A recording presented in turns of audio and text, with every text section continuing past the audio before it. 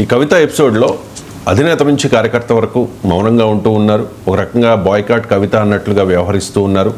కవిత మంచిర్యాల పర్యటనలో కూడా బీఆర్ఎస్ శ్రేణులు చాలా దూరంగా ఉన్నాయి. కవిత పట్ల బీఆర్ఎస్ నాయకత్వం ఏ విధమైన వ్యూహాన్ని అనుసరిస్తోంది సార్, మీకేమనిపిస్తుంది? అంటే కవిత వ్యూహాలను, కవిత ఎత్తుగడలను జాగ్రత్తగా పరిశీలిస్తూ ఉండొచ్చు.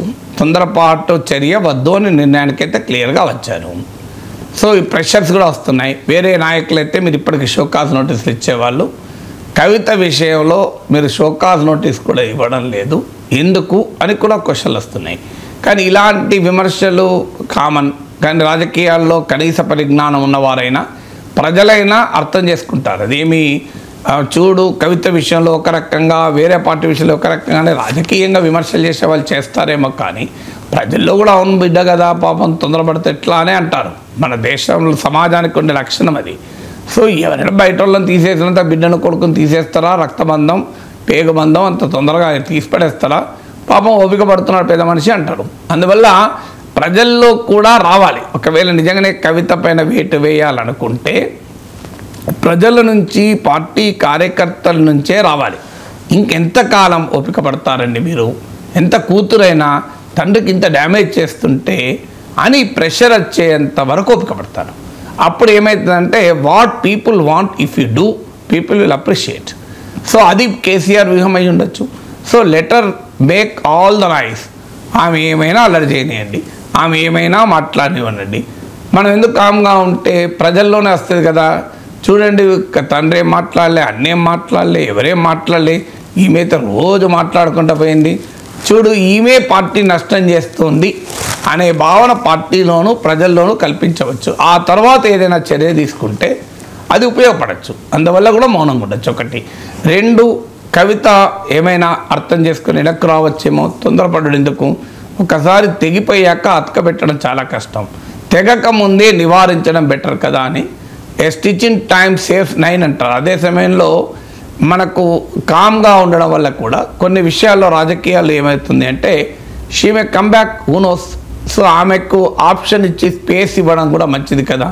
సో తొందరపడపైన ఏదైనా చర్య తీసుకుంటే ఆమె మళ్ళీ వెనక్కు రావాలనుకున్నా రాలేని పరిస్థితిని క్రియేట్ చేయడం, ఇర్రివర్సిబుల్ సిచ్యువేషన్ను ఆమె క్రియేట్ చేయడం వల్ల బీఆర్ఎస్ కూడా లాభం లేదు. Captaincy is about making right decision whether on the field और ऑफ द फील्ड. इसलिए मैं कंट्री डिलाइट पर भरोसा करता हूँ.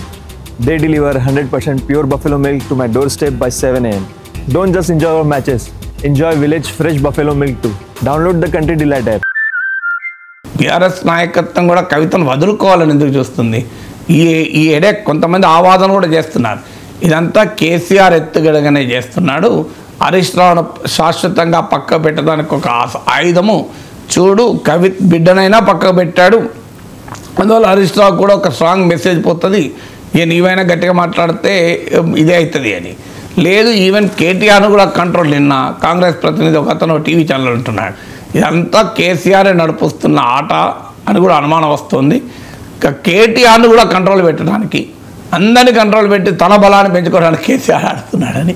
సో ఇలాంటి రకరకాల ఇంటర్ప్రిటేషన్స్ వస్తున్నాయి. బట్ ఏదైనా కవిత అకామిడేట్ అవ్వటానికి కూడా ఇది అవకాశం. వెయిట్ అండ్ వాచ్ ఉంటే ఆటోమేటిక్గా కొంత గాయం తగిలినా అది హీల్ అవుతుంది. గాయాన్ని అలాగే వదిలేస్తే హీల్ అవుతుంది.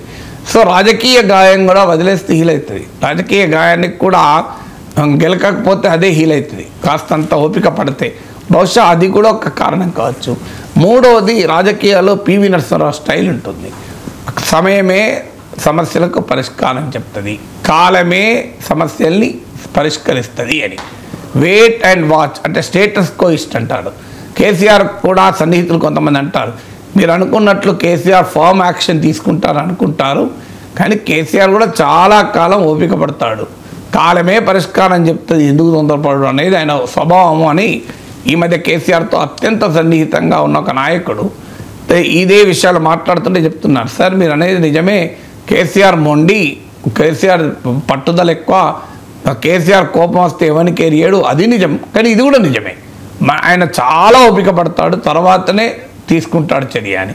బహుశా అదైనా స్వభావ రీత్యానే ఉండొచ్చు. నాలుగవది, కవిత తిరుగుబాటుతో మనమందరము చర్చించుకుంటున్నాం, కానీ కేసీఆర్ దాన్ని అసలు పట్టించుకోవడం కూడా లేదు. It's a very simple thing. లైట్గా తీసుకుంటున్నాడు, ఈజ్ నాట్ ఈవెన్ బాదర్డ్ అనడం కూడా ఒక పొలిటికల్ మెసేజ్ మంచిది కదా. ఏదో అడావుడై ఆగమాగమై కేసీఆర్ని ఆగమాగం చేసింది కవిత అనే పరిస్థితి తెచ్చుకోవద్దనేది కూడా ఆలోచించవచ్చు. అందువల్లనే బాయ్కాట్ కవిత అనే దానికన్నా, బాయ్కాట్ కన్నా కూడా అసలు కవిత ఇంత తిరుగుబాటు చేస్తుంటే ఆమె పర్యటనలో బీఆర్ఎస్ నాయకులు వెళ్ళడం సాధ్యమే కాదు. అధినేత ఏ చర్య తీసుకుంటాడో తెలియకుండా ఆమెకు బీఆర్ఎస్ క్షేత్రస్థాయి నాయకులు సహకరించే అవకాశమే లేదు. ఎందుకంటే ఇవాళ పత్రికల్లో కూడా వచ్చింది, సొంత మీడియా విలేకరులతో నిఘా పెడుతున్నారు, ఏ పార్టీని ఏ నాయకుడు ఆమెతో వెళ్తున్నారు అని. సో సొంత పార్టీలో ఉన్న నాయకులకు కూడా ఏం కవిత వెనక్కే వస్తుందో, ముందుకే పోతుందో ఏమీ తెలియదు, కవితకు రెస్పాన్స్ ఎంత ఉంటుందో తెలియదు. ఇప్పుడు అనవసరంగా మనం ఈ పంచాయతీలో దూరడం ఎందుకు, చూద్దాంలే మా అని గట్టి మీద ఉండొచ్చు. సో అందువల్ల ఎవరి స్ట్రాటజీస్ వారికి ఉంటాయి కదా. సో అల్టిమేట్గా ఆ రకమైన వ్యూహరచన ప్రతి వైపు నుంచి కూడా జరుగుతుంది. అందులో కేసీఆర్ వైపు నుంచి కూడా ఉండొచ్చు. Letters wait, letters leave her.